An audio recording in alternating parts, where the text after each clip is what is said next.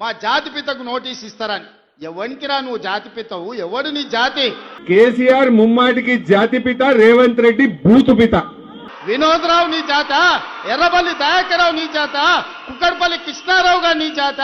లేకపోతే తన్నీరు హరీష్ రావు గారు నీ జాత? నీ జాతికి పిత ఉండొచ్చు, మాకు మా నల్గొండకో లేకపోతే మా పాలమూరుకు నీ జాతితో ఏం పని? నీ జాతి ఏంది? నీ నీతేంది?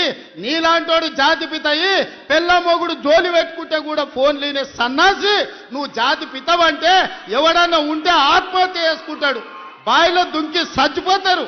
సిగ్గుతోని తల వంచుకోవాలి. ఇట్లాంటి ఘోరమైన క్రూరమైన నేరాలు చేస్తే పోలీసు వాళ్ళు పట్టుకొచ్చినట్టు వానికి ముఖానికి ముసుగు తొడిగి కండ్ల కాడికి ఇట్లా పొక్కలు పెట్టి పట్టుకుతారు. ఆయన ముఖం మందికి చూపియొద్దాడు. మన పోలీసు వాళ్ళు పిలిచినప్పుడు హరీష్ రావును కేటీఆర్ని అందరినీ ముఖానికి ముసుగు తొడిగి పట్టుకొచ్చేది ఉండే, లేకపోతే ముఖానికి మసి ఊసి పట్టుకొచ్చి పోలీసుల ముందర పెట్టేది ఉండే. పోలీసు వాళ్ళు మంచోళ్ళు కాబట్టి ఏమనలేదు. మా జాతిపితకు నోటీస్ ఇస్తావా? మా జాతిపితకు నోటీస్ ఇస్తే తెలంగాణ సమాజానికి అంత ఇచ్చినట్టే అంటాడు. అట్లనే అనుకుందాం. ఒకవేళ మీకు నోటీస్ ఇస్తే తెలంగాణ సమాజానికి ఇచ్చినట్టే అంటున్నావు కదా, మరి నీ జన్వాడలో ఉన్న ఫామ్ హౌస్ మా తెలంగాణ ప్రజలదా? నీకు నోటీస్ ఇస్తే మరి తెలంగాణ అందరికి ఇచ్చినట్టయితే నీకున్న ఎర్రవల్లి ఫామ్ హౌస్ తెలంగాణ సమాజం అందరికి ఇస్తావా? జన్వాడలో నీకున్న ఫామ్ హౌస్ అందరికి ఇస్తావా? మొయినాబాద్లో హరీష్ రావుకున్న ఫామ్ హౌస్లో అందరినీ రాణిస్తావా? మీ టీవీలు మీ పేపర్లు మాకు ఇస్తావా? వేల కోట్ల రూపాయలు తెలంగాణను కొల్లగొట్టిన దాంట్లో తెలంగాణ నిరుద్యోగులకు ఏమని ఇస్తావా? ఎమ్మెల్యేలు, ఎమ్మెల్సీలు, రాజ్యసభలు, లోక్సభలు, మంత్రులు, ముఖ్యమంత్రి అన్ని మీరే తీసుకున్నావు. తెలంగాణ సమాజానికి ఇచ్చినవా? ఒక్క శ్రీకాంతాచారి తెలంగాణ కోసం ప్రాణత్యాగం చేస్తే శంకరమ్మ ఎక్కడుందో కూడా తెలియదు వాళ్ళ తల్లికి. కనీసం మొట్టమొదట తెలంగాణ కోసం ప్రాణత్యాగం చేసుకున్న శ్రీకాంతాచారి తల్లి కూడా చిన్న బాధ్యత ఇవ్వకపోతివే.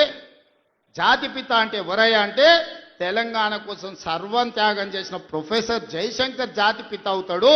లేకపోతే ఆంధ్రప్రదేశ్లో పార్టీ చచ్చిపోయినా, తెలంగాణలో అధికారం కోల్పోయినా, కేంద్రంలో ప్రభుత్వం పోయినా పర్వాలేదు అని తెలంగాణ రాష్ట్రం ఇచ్చిన సోనియమ్మ తెలంగాణ తల్లి అయితే తప్ప నీలాంటి దోపిడీదారుడు, దొంగ, లుచ్చ నువ్వెట్లా జాతిపితమవుతావని నేను అడగదలుచుకున్న. మిర్యాలగూడ నుంచి సిగ్గులేని మాటలు మాట్లాడతారు.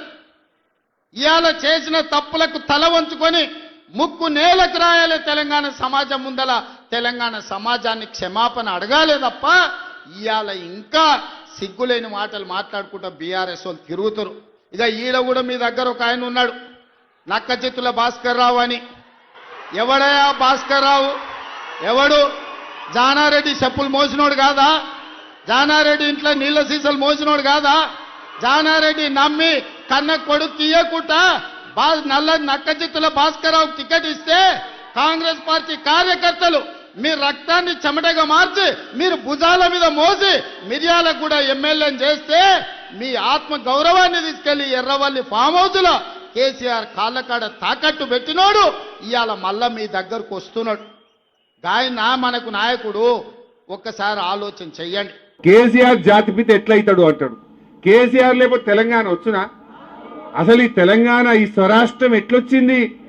కేసీఆర్ త్యాగాలతోని ఆయన ఆమరణ నిరాహార దీక్ష పడితే మీరందరూ కూడా దీక్ష పట్టిరు కదా. తెలంగాణ కోసం మీరందరూ బయలుదేరలే రోడ్ల మీదకి. ఈ రేవంత్ రెడ్డి నన్ను ఒక్కనాడైనా జై తెలంగాణ అన్నాడా? ఈయన ముఖానికి. తెలంగాణ తెచ్చిన దాంట్లో మీరు అమరులు. కేసీఆర్ ఇంతమంది కొట్లాడి మనం తెలంగాణ తెచ్చినాం. కేసీఆర్ లేకపోతే తెలంగాణ వచ్చునా? అసలు అది వచ్చేపటికే నువ్వు ఇలా కుర్చీలో కూర్చున్నావు. ఈయన మనోళ్ళు నామినేషన్ వేస్తే బెదిరిస్తుండంట మీరు వాపసు తీసుకోవాలని. చింతపండు అవుతుంది భాస్కర్ రావు, నువ్వు అనుకుంటున్నామేమో. ఈ వేదిక మీద ఉన్న మేము ఎవరం జానారెడ్డి లాగా పెద్ద మనసు ఉన్నోళ్ళం కాదు. చింతపండు అవుతుంది నువ్వు అనుకుంటున్నామేమో. నీ తెలివితేటలన్నీ కత్తిపెట్టు, పోతావు మళ్ళా ఖమ్మం ఇట్లకెళ్ళ కూడా ఉండవు. నువ్వేదో తెలివితేటలు అనుకోని ఇక్కడ ఉన్నోళ్ళని బెదిరిస్తా. నాకు జానారెడ్డి సార్ తెలుసు, నాకు రఘువీరెడ్డి సార్ తెలుసు, లేకపోతే నాకు సుఖేందర్ రెడ్డి సార్ తెలుసు, ఈపులు వలిగేటప్పుడు అడ్డం వస్తారు అనుకుంటున్నామేమో. ఎవరు అడ్డం రారు. వాళ్ళందరూ నాకు చెప్పారు పలగాల్సిందే చింతపండు కావాల్సిందే భాస్కర్ రావు కానీ. వాళ్ళందరిని అడిగినా ఏం సంగతి అని. ఇక ఏం లేదు, చింతపండు కావాల్సిందే, చింతపండు చేయని చెప్పారు. అందుకే కాంగ్రెస్ పార్టీ కార్యకర్తలకు నేను చెప్పదలుచుకున్నా, ఎవరు భయపడాల్సిన పని లేదు. ఇట్లాంటి నక్కచిత్తులో చాలా మంది వస్తుంటారు. ఈ వినయాలన్నీ మన దగ్గర వనికిరావు. నమ్మి ఎమ్మెల్యేని చేస్తే నాగార్జున సాగర్ ఉప ఎన్నికలు జానారెడ్డిని ఓడగొట్టడానికి ఇల్లు తిరిగిండు. ఇంతకంటే మోసగాడు ఎవడని ఉంటాడా?